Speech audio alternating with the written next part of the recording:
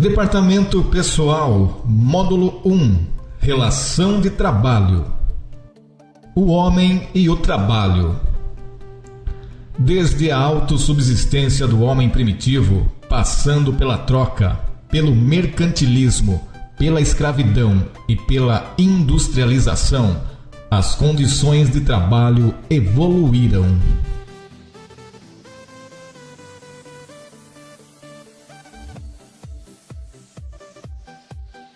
E hoje encontramos a influência de uma tecnologia tão avançada que possibilita ao homem atender não só à sobrevivência, como também aos seus desejos mais sofisticados. O artesanato na Idade Média foi a primeira forma bem caracterizada de trabalho, em que eram claras as seguintes figuras: artesão, oficial, aprendiz. A década de 30 foi o início da normalização do trabalho, da forma que conhecemos hoje. Essa normalização foi feita por meio de decretos regulamentadores. Confira abaixo o que foi regulamentado. Criação do Departamento Nacional do Trabalho, Vara Federal do Trabalho, Ministério do Trabalho, Honorário de Trabalho, Carteira de Trabalho, Trabalho do Menor, Férias. No dia 1º de maio de 1943, ocorreu a promulgação do Decreto-Lei número 5.452, em vigor até os dias de hoje, e que aprovou a Consolidação das Leis do Trabalho, CLT, sancionada pelo então presidente Getúlio Vargas. 1988. Com a Constituição Federal de 1988, alguns direitos dos trabalhadores foram confirmados, uns alterados e outros criados. Os direitos confirmados foram salário mínimo, 13º salário, entre outros.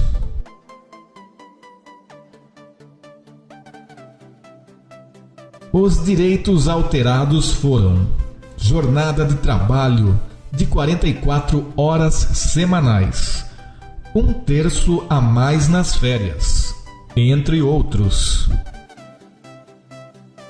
Os direitos criados foram salário maternidade, licença paternidade.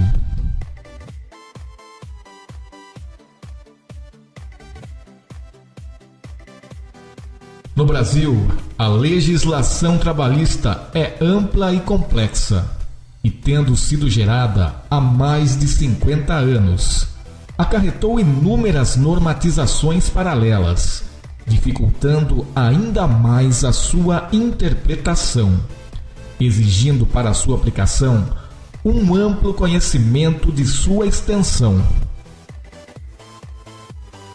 As leis trabalhistas estão inseridas dentro de uma hierarquia, em que as de nível superior são mais abrangentes, definindo direitos e deveres mínimos para as partes, e as de nível inferior mais específicas.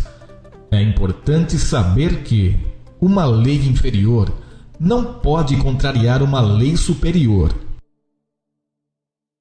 Conheça essa hierarquia: Constituição Federal, CLT e doutrina, jurisprudência, súmulas e enunciados, norma coletiva de trabalho, regulamento interno da empresa, contrato individual de trabalho. Clique sobre as caixas abaixo e confira a explicação de cada item da hierarquia. Constituição Federal, norma jurídica máxima, que consubstancia uma enormidade de direitos para os trabalhadores, frutos de reivindicações. CLT, complementada por leis e decretos emanados posteriormente. Doutrina, conjunto de pareceres dos juristas, isto é, estudiosos de direito.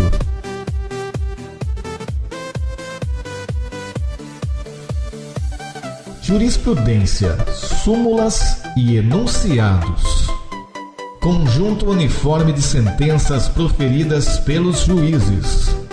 Norma coletiva de trabalho, resultante de negociação entre empregados, representados por sindicatos e empregadores.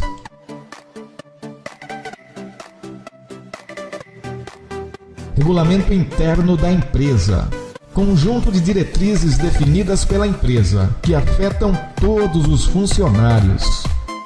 Contrato individual de trabalho, conjunto de diretrizes definidas pela empresa que afetam apenas um funcionário. Aprofundando, exemplos de desrespeito à hierarquia. Exemplos de desrespeito à hierarquia. Exemplo 1. Confira a situação abaixo. A construtora Zambrio colocou no contrato individual de trabalho uma jornada semanal de 60 horas. Essa atitude contraria a Constituição Federal, que determina a jornada máxima de 44 horas. Isso não pode ser feito, pois na hierarquia o contrato individual de trabalho está abaixo da Constituição Federal. Sabendo disso, é correto afirmar que o contrato não poderá conter normas que contrariem a Constituição. Exemplo 2. Confira a situação abaixo.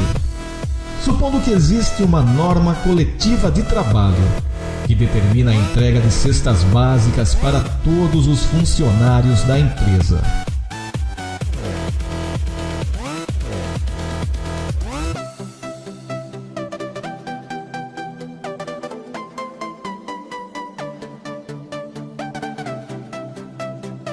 Se a empresa Borges Madeireira quiser criar um regulamento interno dizendo que as cestas serão entregues apenas aos funcionários que forem casados,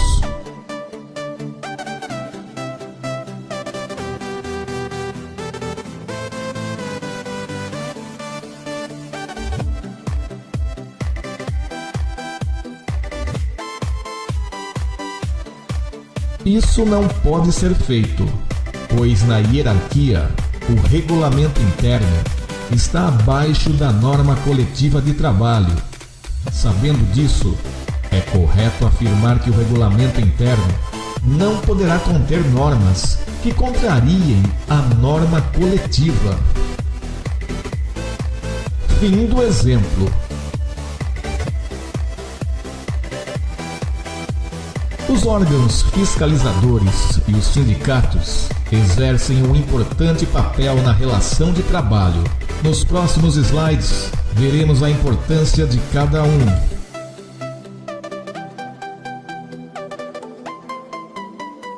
O sindicato tem como objetivo principal a defesa dos interesses dos empregados.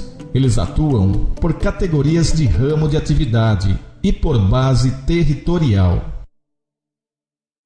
Os órgãos fiscalizadores têm como objetivo fiscalizar e punir, com multas e interdições, as empresas, caso elas cometam alguma infração às leis trabalhistas. Cabe aos órgãos proceder às fiscalizações e, no ato, requerer a apresentação obrigatória de documentos, imediata ou com prazos estipulados. Confira abaixo os órgãos fiscalizadores. Ministério do Trabalho, por meio de suas delegacias regionais do trabalho. Ministério da Previdência Social. Conselho Curador do FGTS. vigilância sanitária, segurança e saúde do trabalhador.